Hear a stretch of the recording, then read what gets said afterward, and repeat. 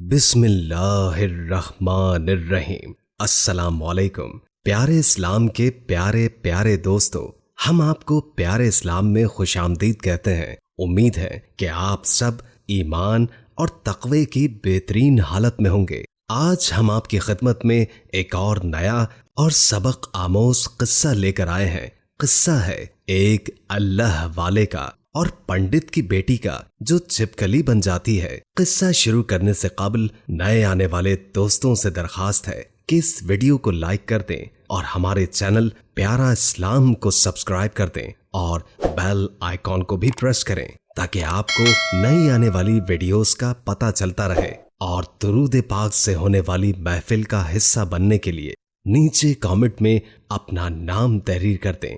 तो चलिए आपका इंतजार खत्म करते हैं। किस्सा कुछ इस तरह शुरू होता है कि एक बस्ती थी जिसमें कुफ्फार की अक्सरियत थी। उस बस्ती में इक्का दुक्का ही मुसलमान घर थे, लेकिन अल्लाह ताला ने उस बस्ती को बहुत सी नेमतों से नवाजा था। ऐसी नेमतें जिस पर आम तौर पर इंसान एक दूसरे से हसद करते हैं, लेकिन बस्ती वाले इन नेमतों पर शुक्रगुजारी के बजाय गुरूर करते थे। और जो इक्का दुक्का मुसलमान घराने थे उनको बहुत तंग किया करते थे। उस बस्ती का जो सरदार था वो पंडित था। उस पंडित की एक बेटी भी थी जो काला जादू करती थी और बहुत जालिम और मगरूर थी। तमाम बस्ती वाले उससे खौफ खाते थे क्योंकि वो अपने जादू के जरिए किसी भी इंसान को जानवर बना देती थी। उसका निशाना ज्यादातर मुसलमान घराने ही होते थे। वो उन मुसलमानों को अपना गुलाम बनाती और सख्त मशक्कत करवाती थी, लेकिन अगर कोई उसकी बात मानने से इनकार करता तो वो उस शख्स को जानवर बना देती थी। मुसलमान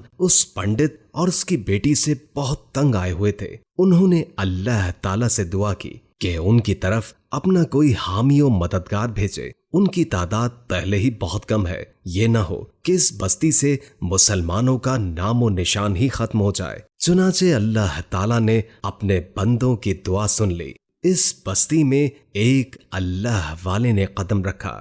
वो अल्लाह वाले इस बस्ती में कैसे दाखिल हुए? एक दिन इस बस्ती का सरदार पंडित जंगल में से गुजर रहा था कि अचानक एक सांप उसके सामने आ गया। पंडित ने अपने जादू का इस्तेमाल करना चाहा, लेकिन उस सांप पर कोई असर न हुआ क्योंकि वो सांप अल्लाह ताला की तरफ से भेजा गया था। फिर यूं हुआ कि उस सांप ने उस पंडित के पांव पर डस लिया और पंडित वहीं जमीन पर ढेर हो गया। जब बस्ती वालों ने पंडित को गिरा पाया तो फौरन उसे उठाकर घर ले आए। पंडित की हालत देखकर उसकी बेटी परेशान हो गई और फिर शहर के तमाम बड़े से बड़े तबीब को बुलवाया गया जो कि अपने काम में माहिर थे। बहुत से इलाज मालजे के बाद भी वो माहिर तबीब जहर निकालने में नाकाम रहे। चुनाचे अल्लाह वाले का इस पंडित के घर से गुजर हुआ तो उसके घर का दरवाजा बजाया। दरवाजा किसी तबीब ने खोला और अल्लाह वाले से पूछने लगा कि तुम कौन हो? अल्लाह वाले ने जवाब दिया कि वो पंडित का इलाज करने आए हैं। तबीब हैरान हुआ कि उसे पंडित की हालत का कैसे पता चला और फिर अल्लाह वाले का हुलिया देखकर हंस पड़ा कि यहाँ शहर के माहिर से माहिर तबीब मौजूद है, वो कुछ न कर सके तो तुम क्या कर लोगे? लेकिन दरवेश के इसरार पर उन्हें अंदर आने दे दिया गया। जब दरवेश अंदर दाखिल हुए तो उन्होंने पंडित के नीले पड़ते पांव पर थूक फेंक दिया और भाग गए। सबने हैरान होते हुए ये मंजर देखा। पंडित की बेटी को बहुत गुस्सा आया और उनमें से एक तबीब को वो थूक साफ करने को कहा। जब तबीब वो थूक साफ कर रहा था तो उसने देखा कि नीला पड़ता पैर ठीक हो रहा है। उस तबीब ने उस थूक को पंडित के पैर पर अच्छी तरह मल दिया। पंडित की बेटी ने जब ये देखा तो और गुस्से में आ गई और उस तबीब से दरियाफ्त किया कि तुम बजाय इस थूक को साफ करने के और ज्यादा मल रहे हो। तबीब पीछे हटा तो सबने देखा कि पंडित का पांव बिल्कुल ठीक हो गया है और पंडित खुद भी होश में आ गया। जब पंडित को सारे मामले से आगाह किया गया तो उसने अपने सिपाहियों से कहा कि तुम उस शख्स को ढूंढ कर लाओ। जब सिपाही ढूंढने निकले तो उनमें से एक सिपाही ने अल्लाह वाले को एक दरख्त के नीचे बैठे देखा और वो कोई खास अंदाज में अल्लाह ताला की इबादत कर रहे थे। सिपाहियों ने उस दरवेश को पकड़ा और पंडित के सामने पेश कर दिया। पंडित ने पहले इनसे अपने लोगों के सख्त रवैये की मुआफी मांगी और कहा कि वो उन्हें एक पोशाक, कुछ माल, रिहाइशगाह और घोड़ा तोहफतन देना चाहते हैं। लेकिन फिर दरवेश ने कहा कि मैं इतनी कीमती पोशाक पहनकर घोड़े के लिए घास काटता अच्छा लगूंगा। तो पंडित ने कहा कि नहीं, हम आपको घोड़े की खिदमत के लिए मुलाजिम भी फराहम करेंगे। तो दरवेश ने कहा कि अच्छा, इतनी मालो दौलत और मुलाजमीन के साथ क्या मैं रिहाइशगाह में तन्हा रहूंगा? तो पंडित ने कहा, ये तो आप ठीक कहते हैं। कुछ सोचने के बाद पंडित बोला, मैं चाहता हूं कि आप मेरी बेटी से शादी कर लें, लेकिन इसके बदले में आपको अपना मजहब छोड़ना होगा।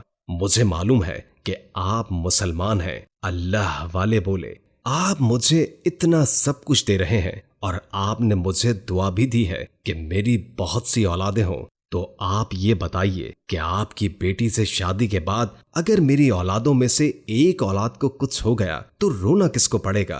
तो पंडित ने कहा, जाहिर है आपको ही रोना पड़ेगा। तो अल्लाह वाले ने मुस्कुराकर कहा कि आखिर में मुझे रोना ही है तो मैं अपना दीन क्यों छोड़ूं? आप ये माले गनीमत अपने पास ही रखिए। मैं किसी भी कीमत पर अपना दीन ईमान नहीं छोड़ूंगा। मैं उस खालिक व मालिक से गद्दारी नहीं करूंगा जिसने मुझे पैदा किया और मुझे रिस्क देता है, और मुझे दुनिया नहीं चाहिए, मुझे तो आखिरत में कामयाब होना है। अब मैं चलता हूँ क्योंकि मुझे यहाँ के मुसलमानों के लिए भेजा गया है। जब वो दरवेश जाने लगे तो पंडित ने रोक लिया और कहा कि तुमने हमें इनकार किया और अपने मजहब को छोड़ने पर राजी न हुए। क्या तुम्हें डर नहीं लगता कि हम तुम्हारे साथ क्या कुछ कर सकते हैं? मेरी बेटी अपने अमल से तुम्हारे साथ बहुत कुछ कर सकती है। तो अल्लाह वाले ने कहा, दिखाओ मुझे कि तुम्हारी बेटी क्या कर सकती है। बेटी अभी गुस्से से आगे बढ़ती ही है कि दरवेश उस पर फूंक मार देते हैं और देखते ही देखते वो लड़की बहुत बड़ी छिपकली बन जाती है। वो छिपकली फिर से दरवेश की तरफ कदम बढ़ाती है तो दरवेश उस पर थूक फेंकते हैं और छिपकली जलना शुरू हो जाती है। जब पंडित ये सब कुछ देखता है तो दरवेश के पैरों में गिरकर माफी मांगता है और कहता है कि आप मेरी बेटी को वापस सही कर दें। मैं और मेरी बेटी आपके अल्लाह पर ईमान ले आएंगे। दरवेश कहते हैं, मैं नहीं चाहता कि तुम जबरदस्ती ईमान लाओ, मैं बस ये चाहता हूं कि तुम्हारी बेटी सही हो जाए तो यहाँ के मुसलमानों को आराम से रहने दे, उन पर किसी किस्म का जुल्म न करे। पंडित दरवेश की शरायत फौरन मान जाता है। दरवेश उस छिपकली को फिर से फूंक मारते हैं तो वो छिपकली अपनी असल हालत में लौट आती है। पंडित की बेटी सही होते ही दरवेश के पैरों में पड़ जाती है और माफी मांगती है और वो और उसकी बस्ती वाले इस्लाम कबूल कर लेते हैं। बाद में दरवेश और पंडित की बेटी की शादी कर दी जाती है। दोस्तों, वीडियो अच्छी लगी हो तो लाइक कर दें और अच्छा सा कमेंट कर दें, इससे हमारी भी हौसला अफजाई होती है। अल्लाह ताला हम सबको अपने हिफ्ज़ व अमान में रखे। जज़ाकल्लाह।